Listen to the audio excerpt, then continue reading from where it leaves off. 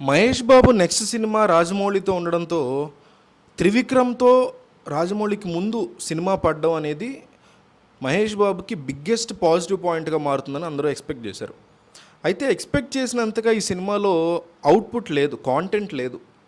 మరోపక్క హనుమాన్ సినిమా విపరీతమైన క్రేజ్ రావడం, ర్యాంపేజ్ అయిపోవటం, ఫ్యామిలీస్ అందరూ ఆ సినిమా టికెట్ల కోసం ఎగబడ్డం, అది గుంటూరు గారంకి ఒక రకంగా మైనస్, ఒక రకంగా ప్లస్. ఎందుకంటే చాలామంది మహేష్ బాబుని ఆ తేజ సజ్జతో కంపేర్ చేసి ట్రాల్ చేయడం అనేది మైనస్ అయితే, హనుమాన్ యొక్క ఓవర్ఫ్లోస్ ఈ సినిమాకి హెల్ప్ అవుతున్నాయి. చాలా చోట్ల ఇప్పుడు నేనే ఉన్నా, ఒక సినిమా థియేటర్కి వెళ్ళా హనుమాన్ కోసం, హనుమాన్ బాగుందని అందరూ చెప్పారని. సినిమాల మీద అంత నాలెడ్జ్ ఏం లేదు నాకు, అందరూ హనుమాన్ బాగుంది అంటారు, చూద్దామని వెళ్ళా. లేదు, టికెట్లు లేవు, ఆబ్వియస్లీ లేవు, అసలు ఎక్కడ లేవు హనుమాన్కి. ఇప్పుడు ఏమనుకుంటా నేను, ఓకే టికెట్లు లేవు, సరే నెక్స్ట్ సినిమా ఏముంది, మహేష్ బాబు సినిమా ఉందా. మహేష్ బాబు సినిమా ఉన్నప్పుడు నేను చూడకపోతే ఎట్లా, మహేష్ బాబు బిగ్గెస్ట్ స్టార్ కదా, సో డెఫినెట్లీ ఆ సినిమాకి వెళ్తా. అది ఓవర్ఫ్లోస్ అంటారు దాన్ని. సో హనుమాన్ ఓవర్ఫ్లోస్ ఈ రకంగా మహేష్ బాబు సినిమాకి హెల్ప్ అవుతుంటే, మహేష్ బాబు ఇట్లా చిన్న సినిమాతో దెబ్బతిన్నాడు కంపారిటివ్గా అనే ఒక కంపారిజన్ వస్తుంది.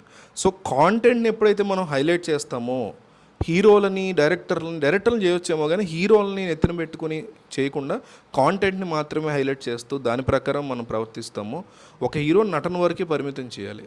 అట్లా కాకుండా ఆ హీరోని నెత్తిన పెట్టుకుని, ఏ హీరోనైనా, ప్రభాస్ అయినా, పవన్ కళ్యాణ్ అయినా, మహేష్ బాబు అయినా, ఎన్టీఆర్ అయినా, రామ్ చరణ్ అయినా, ఎవరైనా సరే, అల్లు అర్జున్ అయినా, ఎవరైనా నెత్తిన పెట్టుకోవడం అనేది కరెక్ట్ కాదు నా ఉద్దేశంలో. సో కాంటెంట్ని ఎప్పుడైనా నెత్తిన పెట్టుకోవాలి ఒక ప్రేక్షకుడు. ఆ కాంటెంట్ బాగుంటే పెట్టుకోవాలి. హీరోలు పరిమితం ఆ సినిమా వరకు. ఆ సినిమా బాగుందా, అందులో హీరో బాగా చేశాడా, ఓకే సూపర్. ఆ హీరో నీకు ఇష్టమా, ఓకే వండర్ఫుల్. కానీ వేరే వాళ్ళని తక్కువ చేసేలాగా ఉండకూడదు. సో అదంతా డిఫరెంట్ టాపిక్. సో హనుమాన్ ర్యాంపేజ్ని తట్టుకుని ప్రస్తుతం నడుస్తున్నటువంటి గుంటూరు కారం కలెక్షన్లు చూస్తుంటే డెఫినెట్లీ ఈ సినిమాకి నైజాంలో కాస్త డ్రాప్స్ ఉన్న ఆంధ్రాలో ఈ సినిమా స్టడీగా దూసుకెళ్తుంది. ఓవరాల్గా సంక్రాంతి సెలవులు పూర్తవుతాయి ఈ వీకెండ్ అయ్యేసరికి. ఆ టైంకి దాదాపు 65-70% డెఫినెట్లీ రికవరీ అయిపోతుంది అంటున్నారు. దాంతో బ్రేక్ ఈవెన్ టార్గెట్ సాధించే ఛాన్సెస్ కనిపిస్తున్నాయి. మిక్స్డ్ టాక్తో సంక్రాంతి సెలవులు అడ్వాంటేజ్ ఉన్నా కూడా పోటీలో ఉన్న ఇతర సినిమాల జోరును తట్టుకుని మరి ఎంత రికవరీని అందుకోవడం అంటే విశేషమనే చెప్పాలి. కరెక్టే కదా. అదే టైంలో ఈ సినిమాకి గనక అంటే ఇప్పుడు నెగిటివ్ టాక్ వచ్చింది, కొంతమంది అజ్ఞాతవాసి 2 అన్నారు, కొంతమంది అలా ఏం కాదు బాగుంది కావాలని నెగిటివ్ టాక్ స్ప్రెడ్ చేస్తున్నారు, కొంతమంది ఫ్యామిలీస్కి నచ్చుద్ది అన్నారు. నేను కూడా ఫ్యామిలీస్కి నచ్చుతుంది. బ్రేక్ ఈవెన్ మహేష్ బాబుకి ఒక పుల్ ఉంటుంది క్రౌడ్లో, ఈ ఫ్యామిలీ క్రౌడ్లో. ఆ పుల్లు వల్ల ఫ్యామిలీ ఆడియన్స్కి నచ్చడం వల్ల సెకండ్ హాఫ్ కూడా నాకు బాగానే అనిపించింది. దానివల్ల లాగేస్తుంది బ్రేక్ ఈవెన్కి అని నేను కూడా అన్నా. లాగుతుందో లేదో నాకు తెలియదు, బట్ నేను చూసినప్పుడు అన్న మాటలు అవి.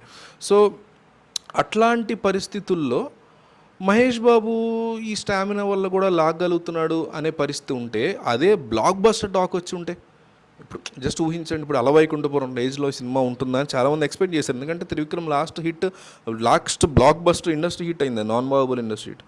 అది అలవైకుంఠపురం ఆ రేంజ్లో తీసుంటే, ఆ రేంజ్లో అవుట్పుట్ ఉండుంటే, అసలు అల్లు అర్జున్కే ఆ రేంజ్లో అప్పట్లో వచ్చి ఉంటే, ఇప్పుడున్న మహేష్ బాబు స్టామినాకి ఏ రేంజ్లో కలెక్షన్స్ వచ్చేవి అని ఫ్యాన్స్ చాలా దీని గురించి ఆలోచిస్తున్నారు. కేవలం యావరేజ్ లేదా డిజాస్టర్ టాక్తోనే ఇంతగా ఇతను సాధించగలిగితే, సంక్రాంతి సెలవుల టైంలో సినిమా మంచి టాక్ వచ్చి ఉంటే ఎంత బాగుండే కదా అనుకుంటున్నారు అందరూ. సో ఈ సినిమా ఫ్లాప్ అని ఫీల్ అవుతున్న వాళ్ళకి డెఫినెట్లీ ఈ వీడియో షేర్ చేయండి. సెలవులు అయ్యాకో 70-75% రికవరీ కనుక సాధిస్తే ఇంకో నెక్స్ట్ 2 వీక్స్లో మిగతా 25 లాగే ఛాన్సెస్ ఉంటాయి. సో ఏం జరుగుతుందో నేను ఇప్పుడే ప్రిడిక్ట్ చేయలేను. నేను నెమ్మదిగా కలెక్షన్స్ అబ్జర్వ్ చేస్తున్నా. సో చూద్దాం ఏం జరుగుతుందో.